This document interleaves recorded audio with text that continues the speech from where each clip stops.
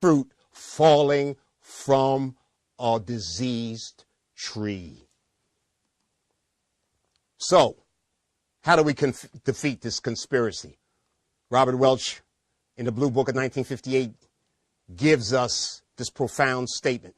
Quote, he says, we simply, and I love this, we simply are not going to be able to save our country from either the immediate threat of communism or the long-range threat of socialism, listen, ladies and gentlemen, by organizational leadership alone.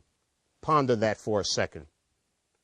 He says our only possible chance is dynamic personal leadership. In other words, ladies and gentlemen, we need in America a spiritual revival. If the foundations are destroyed, what can the righteous do? For when the righteous are in authority, the people rejoice.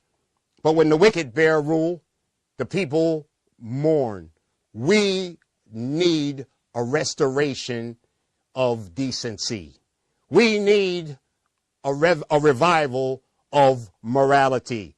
Robert Welch also said in the Blue Book in 1958, as I have said before, no collection of debating societies, in other words, talking heads, are ever going to stop the communist conspiracy from taking us over. And I love this, what he says.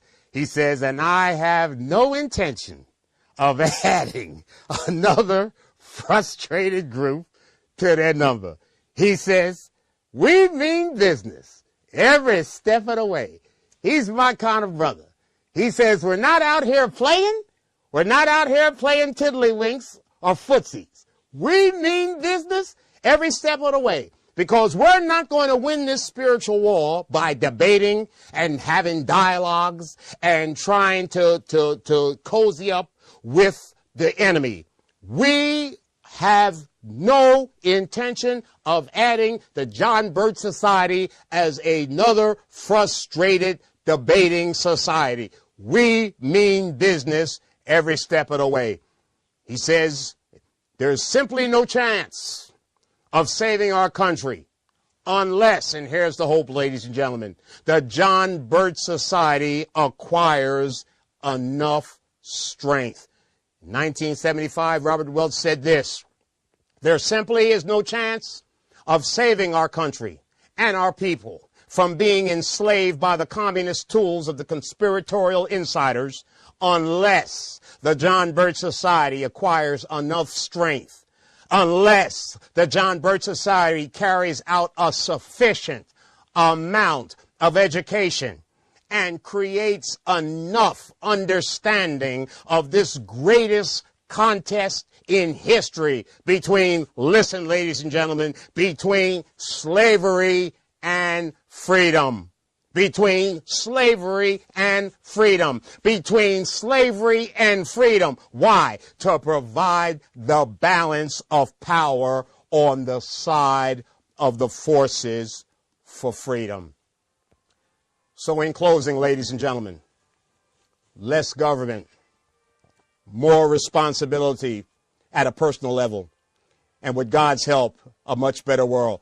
George Washington is quoted as saying, it is impossible to rightly govern without God and the Bible.